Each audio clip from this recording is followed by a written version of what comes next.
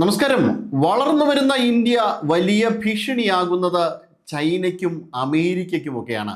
അപ്പോൾ അവരൊരു കൃത്യമായ ഒരു ഭീഷണി ഉണ്ടാക്കുന്ന ഇന്ത്യക്കെതിരെ ഒരു നീക്കം നടത്തുവാൻ ശ്രമിച്ചത് പാകിസ്ഥാനെയും ബംഗ്ലാദേശിനെയും ഒക്കെ കൂട്ടുപിടിച്ചുകൊണ്ടാണ്. ചൈന പാകിസ്ഥാനെയും ബംഗ്ലാദേശിനെയും മാത്രമല്ല, തുർക്കി ഉൾപ്പെടെയുള്ള ഇസ്ലാമിക രാജ്യങ്ങളെ പാട്ടിലാക്കുവാൻ വേണ്ടിയിട്ട് പല ശ്രമങ്ങളും നടത്തുന്നത്. ഡയറക്റ്റ് ആയിട്ടല്ല, ഇൻഡയറക്റ്റ് ആയിട്ടാണ് അത്തരത്തിലുള്ള ശ്രമം നടത്തുന്നത്. നേരിട്ട് അവർ ശ്രമിച്ചു കഴിഞ്ഞാലും ഇന്ത്യക്കെതിരെയൊന്നും അത്തരം രാജ്യങ്ങളൊന്നും വരില്ല. പക്ഷെ അതെല്ലാം തകർന്നടിയുന്ന കാഴ്ചയാണ് ഇപ്പോൾ കാണുന്നത്. ബംഗ്ലാദേശ് ഇതിൻ്റെ പിന്നിൽ വളരെ ശക്തമായി നിലനിൽക്കുന്നുണ്ട്. അതായത് നമുക്ക് കുറച്ച് മാസങ്ങൾക്ക് പിന്നിലേക്ക് പോയാൽ മുഹമ്മദ് യൂനസ് എങ്ങനെയാണ് ഈ ഗൂഢാലോചനയുടെ ഭാഗമായി നിന്നത് എന്ന് വ്യക്തമാകുന്നതാണ്. അങ്ങനെയുള്ള ഒരു ബംഗ്ലാദേശ് കെട്ടിപ്പടുക്കുകയും ബംഗ്ലാദേശ് എന്നാൽ തിരഞ്ഞെടുപ്പിൽ വലിയ തിരിച്ചടി ജമാഅത്തെ ഇസ്ലാമിക്ക് നേരിടുകയും അതിനുശേഷം ബംഗ്ലാദേശ് നാഷണൽ പാർട്ടി അധികാരത്തിൽ വരികയുമാണ് ഉണ്ടായത്. അവർ ഇന്ത്യയുമായിട്ട് വളരെ നല്ല ബന്ധം കാത്തു സൂക്ഷിക്കുമെന്ന് ഉറപ്പു നൽകിയെങ്കിലും പിന്നീട് അവരും തിരിച്ചു പോവുകയാണ്. ഈ ജമാഅത്തെ ഇസ്ലാമിയുടെയൊക്കെ ഒരു ഫോൾഡിലേക്ക് അവർ തിരിച്ചു പോകുന്ന കാഴ്ചയാണ് നമ്മൾ അവിടെ കണ്ടത്. ഇപ്പോൾ ബംഗ്ലാദേശിൽ നിന്ന് പുറത്തു വരുന്ന റിപ്പോർട്ടുകൾ അനുസരിച്ച് മദ്രസകൾ കേന്ദ്രീകരിച്ചുകൊണ്ട് വലിയ ഭീകരവാദ പ്രവർത്തനങ്ങളാണ് നടക്കുന്നത്. കഴിഞ്ഞ ദിവസങ്ങളിലാണ് തസ്ലീമ നസ്ലിൻ ഇതിനെക്കുറിച്ച് അഭിപ്രായപ്പെട്ടത്. ബംഗ്ലാദേശിൻ്റെ മദ്രസകൾ കേന്ദ്രീകരിച്ചുകൊണ്ട് ബംഗ്ലാദേശിൻ്റെ കോണുകളിലും വളരെയധികം വളരെ ശക്തമായ രീതിയിലുള്ള ഭീകരവാദ പ്രവർത്തനങ്ങൾ നടക്കുന്നുണ്ട്. അതുകൊണ്ട് ഷെയ്ഖ് ഹസീന തിരിച്ചു വരണം. അവാമി ലീഗ് പുനരുജ്ജീവിക്കപ്പെട്ടാൽ മാത്രമേ ബംഗ്ലാദേശ് അതിൻ്റെ പഴയ പ്രൗഢിയിലേക്ക് തിരിച്ചു വരികയുള്ളൂ. അതുകൊണ്ട് തന്നെ ഷെയ്ഖ് ഹസീന തിരിച്ചു വരണമെന്ന് തസ്ലീമ നസ്ലിനും പറഞ്ഞു. ഇതാ ഇപ്പോൾ ഷെയ്ഖ് ഹസീന ഒരു പത്രസമ്മേളനം നടത്തിയിരിക്കുകയാണ്. ഉടൻ തന്നെ ബംഗ്ലാദേശിലേക്ക് തിരിച്ചു പോകും. അവാമി ലീഗ് വീണ്ടും കെട്ടിപ്പടുക്കും. ബംഗ്ലാദേശിനെ തിരിച്ച് ജനാധിപത്യ മാതൃകയിൽ തിരിച്ച് പുനഃസംഘടിപ്പിക്കും എന്ന രീതിയിലുള്ള ഒരു പ്രഖ്യാപനമാണ് അവർ പത്രസമ്മേളനത്തിൽ കൂടി നടത്തിയിരിക്കുന്നത്. ഇന്ത്യ വളരെ ശക്തമായിട്ടാണ് ഷെയ്ഖ് ഹസീനയ്ക്കൊപ്പം നിൽക്കുന്നത്. ഇത് വലിയ വെല്ലുവിളിയാകുന്നത് പാകിസ്ഥാനും ചൈനയ്ക്കും ഒക്കെ തന്നെയാണ്. ബംഗ്ലാദേശ് ചൈനയുടെ ഫോൾഡിലേക്ക് അടുക്കുന്നു. അതോടൊപ്പം അവരുടെ മതഭീകരവാദ പ്രവർത്തനങ്ങൾക്ക് വലിയ ശക്തമായ രീതിയിൽ മുന്നേറ്റത്തിന് വേണ്ടിയിട്ട് അവർ വലിയ ഫണ്ടിങ് അവർക്ക് ലഭിക്കുന്നത് മറ്റ് ഖത്തർ ഉൾപ്പെടെയുള്ള രാജ്യങ്ങളിലാണ്. പക്ഷേ ആളായിട്ട് അവർ വലിയ രീതിയിലുള്ള സംഭാവന നൽകുന്നുണ്ട്. ഇന്ത്യയിൽ അവരുടെ കളികളൊന്നും ഇപ്പോൾ നടക്കുന്നില്ല എന്നുള്ളതാണ്. പശ്ചിമ ബംഗാളിൽ ഭരണം മാറിയതോടുകൂടി ഇങ്ങോട്ട് നുഴഞ്ഞു കയറാൻ സാധിക്കുന്നില്ല. ഇന്ത്യയുടെ പല ഭാഗങ്ങളിലും കലാപം സൃഷ്ടിക്കുവാൻ അവർക്ക് സാധിക്കുന്നില്ല എന്നുള്ളതാണ് അവരുടെ ഏറ്റവും പ്രധാനമായിട്ടുള്ള പ്രശ്നം ഇന്ത്യക്കെതിരെ. അതുകൊണ്ട് തന്നെ മറ്റൊരു നീക്കമാണ് അവർ നടത്തുന്നത്. സൗദി അറേബ്യയൊക്കെ കൂട്ടുപിടിച്ചുകൊണ്ട് ഇന്ത്യ മിഡിൽ ഈസ്റ്റ് എക്കണോമിക് കോറിഡോറിന് ഒരു വെല്ലുവിളി സൃഷ്ടിക്കുവാൻ വേണ്ടിയിട്ട് അവർ ഒരു നീക്കം നടത്തുന്നുണ്ട്. സൗദി ആയിക്കോട്ടെ ഈ സമുദ്ര സുരക്ഷയുമായിട്ട് ബന്ധപ്പെട്ട മാരിടൈം ഡിഫൻസുമായി ബന്ധപ്പെട്ട പുതിയൊരു സംഘടന രൂപീകരിക്കുന്നുണ്ട്. അതിൽ ബംഗ്ലാദേശും പാകിസ്ഥാനും ഖത്തർ അടക്കമുള്ള രാജ്യങ്ങൾ, ജിജൌട്ടി ഖത്തർ അടക്കമുള്ള രാജ്യങ്ങളെ ചേർത്തുകൊണ്ടാണ് ഇത്തരത്തിലൊരു നീക്കം നടത്തിയിരിക്കുന്നത്. പക്ഷേ ഈ രാജ്യങ്ങളുടെയൊക്കെ ഏറ്റവും പ്രധാനമായുള്ള പ്രത്യേകത എന്ന് പറയുന്നത് ഈ രാജ്യങ്ങളിലൊക്കെ സൈനികമായ ഒരു സുരക്ഷിതത്വം ഏർപ്പെടുത്തുവാൻ വേണ്ടിയിട്ടുള്ള ഒരു കെൽപ്പി രാജ്യങ്ങൾക്കില്ല. പാകിസ്ഥാൻ ആയിക്കോട്ടെ, പാകിസ്ഥാൻ വലിയ ഇൻഫ്ലേഷനാണ്. പിന്നെ അത് മാത്രമല്ല, പാകിസ്ഥാനിൽ ഈ അണ്വായുധമുണ്ട് എന്ന് പറയപ്പെടുന്നുണ്ടെങ്കിലും അത് അമേരിക്ക നൽകിയ ഒരു അണ്വായുധമാണ്. അതുകൊണ്ട് തന്നെ പാകിസ്ഥാൻ ഒരു കാര്യമായ സുരക്ഷ ഈ മേഖലയിൽ കൊടുക്കുവാൻ കഴിയില്ല. അങ്ങനെ വരുമ്പോൾ ഈ കാര്യങ്ങളെല്ലാം തകർന്നടിയുന്ന ഒരു രംഗമായിരിക്കും പിന്നീട് കാണാൻ പോകുന്നത്. ഒപ്പം ഷെയ്ഖ് ഹസീന ബംഗ്ലാദേശിലേക്ക് എത്തുന്നതോടുകൂടി ബംഗ്ലാദേശ് ഈ കളികളൊന്നും നടക്കാൻ പറ്റാത്ത ഒരവസ്ഥ. ഇപ്പോൾ റസാക്കർമാർ നിയന്ത്രിക്കുന്ന ബംഗ്ലാദേശിനെ സംബന്ധിച്ചിടത്തോളം അവർക്ക് വലിയ രീതിയിൽ പിന്നോട്ട് പോകേണ്ടി വരും. ഇന്ത്യക്കെതിരെ ഈ രാജ്യങ്ങൾ നടത്തുന്ന നീക്കങ്ങളെല്ലാം തന്നെ പൊളിഞ്ഞ് പാളീസാകുന്ന കാഴ്ചയായിരിക്കും പിന്നീട് കാണുവാൻ പോകുന്നത്. നരേന്ദ്രമോദിയുടെ നേതൃത്വത്തിൽ ഇന്ത്യ നടത്തുന്ന നീക്കങ്ങളൊക്കെയും തന്നെ വളരെ അപ്രതീക്ഷിതമായിരിക്കും. അത് പാകിസ്ഥാനെ സംബന്ധിച്ചിടത്തോളമായാലും ചൈനയെ സംബന്ധിച്ചിടത്തോളമായാലും. ചൈന അതുകൊണ്ട് തന്നെയാണ് ഇന്ത്യയുടെ ഒരു സൗഹൃദം ആഗ്രഹിക്കുന്നതും. ഇന്ത്യ ഞങ്ങളുടെ ശത്രു രാജ്യമല്ല, ഇന്ത്യ ഞങ്ങളുടെ പാർട്ട്ണറാണ്, ഞങ്ങൾ ഇന്ത്യയുമായിട്ട് യാതൊരു വിധത്തിലുള്ള മത്സരവും ഇല്ല എന്ന് ചൈന പറയുന്നതും അതുകൊണ്ട് തന്നെയാണ്. എന്തായാലും ഈ രാജ്യങ്ങൾക്കെല്ലാം നല്ല ഭയമുണ്ട്.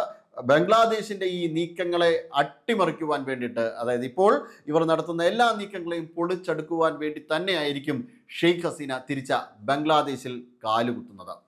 ഷെയ്ഖ് ഹസീന അവിടെ കാലുകുത്തുന്നതോടുകൂടി അവരുടെ പഴയ പാരമ്പര്യത്തിലേക്ക് തിരിച്ചു കൊണ്ടുവരും. ബംഗ്ലാദേശ് എന്ന് പറയുന്നത് ബംഗ്ലാ സംസ്കാരം ഉൾക്കൊള്ളുന്ന ഒരു ഭൂമികയാണ്.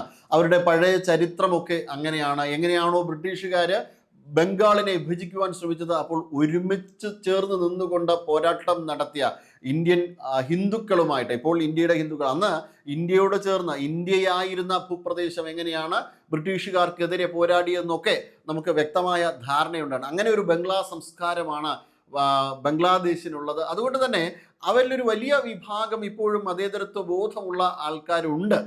ആ മതേതരത്വ ബോധമുള്ള ആൾക്കാർ ഇന്ത്യയോട് ഏറ്റവും ചേർന്ന് നിൽക്കുന്നവരാണ്. അതല്ലാതെ പാകിസ്ഥാൻ നടത്തുന്ന ഈ നീക്കങ്ങൾക്കൊപ്പം നിൽക്കുന്നവരല്ല എന്ന് ഷെയ്ഖ് ഹസീനയ്ക്ക് വളരെ നന്നായിട്ട് അറിയാം. ഒപ്പം ഇന്ത്യയുടെ പിന്തുണയും കൂടി ആകുമ്പോൾ തീർച്ചയായും ബംഗ്ലാദേശിൽ വലിയ മാറ്റങ്ങളായിരിക്കും ഉണ്ടാകുവാൻ പോകുന്നത്. ബംഗ്ലാദേശിനെതിരെ ഇന്ത്യ നീങ്ങിയാലുള്ള പ്രത്യാഘാതങ്ങളെക്കുറിച്ചും ഈ ജനതയ്ക്ക് നല്ല ബോധ്യമുണ്ട്. കാരണം ബാരക് റിവർ ട്രീറ്റി ഒന്ന് പിൻവലിച്ചാൽ ബംഗ്ലാദേശിന്റെ കഞ്ഞികുടി മുട്ടും, വെള്ളം കൂടി മുട്ടിപ്പോവും. എങ്ങനെയാണോ പാകിസ്ഥാനിൽ ഇൻഡസ് വാട്ടർ ട്രീറ്റിയിൽ ഇന്ത്യ മാറ്റം വരുത്തിയതുപോലെ ഇപ്പോൾ ബംഗ്ലാദേശിൽ ഒരു മാറ്റം വരുത്തിയാൽ തീർച്ചയായും ബംഗ്ലാദേശ് അത് ബുദ്ധിമുട്ടിലാകും. അതോടൊപ്പം തന്നെ ബംഗ്ലാദേശിന് ലഭിക്കുന്ന പരുത്തി ഉൾപ്പെടെയുള്ള കാര്യങ്ങളിൽ വലിയ പങ്ക് ഇന്ത്യ നൽകുന്നുണ്ട്. അതിനോടൊപ്പം തന്നെ പെട്രോൾ, ഇന്ത്യയിൽ നിന്ന് പെട്രോളായിട്ട് കൊടുക്കുന്നു, ക്രൂഡ് ഓയിലായിട്ടല്ല, ശുദ്ധീകരിച്ച പെട്രോളും ഡീസലുമായിട്ട് അവർക്ക് ലഭ്യമാകുന്നത് പോലും ഇന്ത്യയിൽ നിന്നാണ്.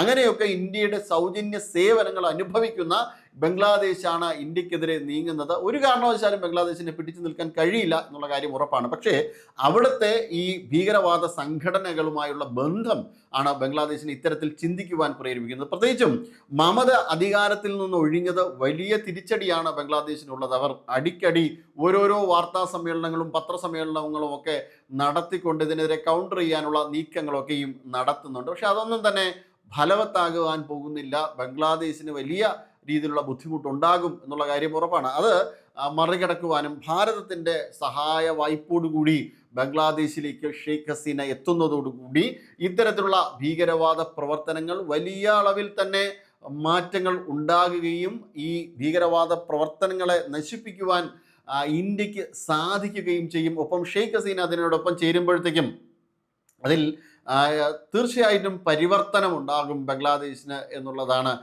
ഇപ്പോൾ തരിഖ് റഹ്മാന്റെ നേതൃത്വത്തിൽ ഉള്ള ബംഗ്ലാദേശ് മേലധ്യക്ഷന്മാർക്ക് അല്ലെങ്കിൽ മത നേതൃത്വത്തിന് അടിപ്പെട്ട് ജീവിക്കുന്ന ഒരു ബംഗ്ലാദേശാണ്. ആ ബംഗ്ലാദേശിനെ അടിമുടി മാറ്റേണ്ടതുണ്ട്, പരിവർത്തനം നടത്തേണ്ടതുണ്ട്. അതിലൂടെ മാത്രമേ ഇപ്പോൾ നിലനിൽക്കുന്ന ഈ ഭീകരവാദ പ്രവർത്തനങ്ങളെ നമുക്ക് മാറ്റിയെടുക്കുവാൻ കഴിയുകയുള്ളൂ. നേരത്തെ മമത പശ്ചിമ ബംഗാൾ ഭരിക്കുമ്പോൾ അവിടുത്തെ ജമാഅത്തുൽ മുജാഹിദീനുമായിട്ടൊക്കെ വളരെ ശക്തമായ ബന്ധം പുലർത്തിയിരുന്നു എന്നാണ് അറിയാൻ കഴിഞ്ഞത്. അങ്ങനെ ഒരു ബംഗ്ലാദേശ് അല്ല ഇപ്പോൾ വേണ്ടത്. മമതയുടെ അത്തരം ഒരു ബന്ധമാണ് പശ്ചിമ ബംഗാളിലേക്ക് ഈ ഭീകരവാദികളെല്ലാം കടന്നു കയറുന്നതിന് കാരണമായത്. തിരിച്ച ഈ ഭീകരവാദികളെല്ലാം തന്നെ അടിച്ചോടിക്കപ്പെട്ടു. പക്ഷേ ഇന്ത്യയുടെ പല ഭാഗങ്ങളിൽ ഇപ്പോഴും ആ ബംഗ്ലാദേശികൾ നിലനിൽക്കുന്നുണ്ട്. അവരെയും തീർച്ചയായും തിരിച്ച് ബംഗ്ലാദേശിലേക്കും മറ്റു പല രാജ്യങ്ങളിലേക്കും ഇന്ത്യ ഇവിടെ നിന്ന് പുറത്താക്കുമെന്നുള്ള കാര്യം ഉറപ്പാണ്. അങ്ങനെ വരുമ്പോൾ തീർച്ചയായും ബംഗ്ലാദേശിൻ്റെ കളികളൊന്നും നടക്കില്ല എന്ന് നന്നായിട്ടറിയാം. അതാണ് ഈ മത നേതൃത്വത്തിനെ ചൊടിപ്പിച്ചിരിക്കുന്നത്. എന്തായാലും അവർ ഈ തരിഖ് റഹ്മാനെ കൊണ്ട് ഇത്തരം കാര്യങ്ങളൊക്കെ ചെയ്യിച്ചാലും അവിടുത്തെ പാകിസ്ഥാൻ്റെ റസാക്കർമാർ എന്തൊക്കെ ചെയ്യിച്ചാലും തീർച്ചയായും ഇന്ത്യയെ സംബന്ധിച്ചിടത്തോളം ഇന്ത്യക്ക് വളരെ ശക്തമായ രീതിയിൽ തന്നെ മുന്നോട്ട് പോകുവാൻ കഴിയും. ഇന്ത്യയുടെ സുരക്ഷിതത്വത്തിൻ്റെയും കൂടി ഭാഗമാണ് ബംഗ്ലാദേശിൽ നടത്തുന്ന ഈ ഒരു പരിവർത്തനം, ബംഗ്ലാദേശിൽ നടത്തുന്ന ഈ ഭീകരവാദികളെ അമർച്ച ചെയ്യൽ എന്ന് പറയുന്നത്. അതിൻ്റെ ഭാഗമായിട്ട് ഇന്ത്യയുടെ സുരക്ഷിതത്വത്തിൻ്റെയും അതോടൊപ്പം തന്നെ ദക്ഷിണേഷ്യയുടെ സുരക്ഷിതത്വത്തിൻ്റെയും ഒക്കെ ഭാഗമാണ് ഇത്. തീർച്ചയായിട്ടും അതിൽ ഇന്ത്യ കാര്യമായ രീതിയിലുള്ള റോൾ എടുക്കുന്നുണ്ട്. അതോടൊപ്പം തന്നെ India middle east economic corridor വളരെ നല്ല രീതിയിൽ തന്നെ ഇന്ത്യ പുനഃസ്ഥാപിക്കുകയും ചെയ്യും. കൂടുതൽ വാർത്തകളും വിശേഷങ്ങളും നേരിട്ട് ലഭിക്കാൻ ജനങ്ങളിൽ നിന്ന് ജനങ്ങളിലേക്ക് ജനഭൂമി ന്യൂസ് സബ്സ്ക്രൈബ് ചെയ്യൂ. ബെൽ ബട്ടൺ അമർത്താനും മറക്കരുത്.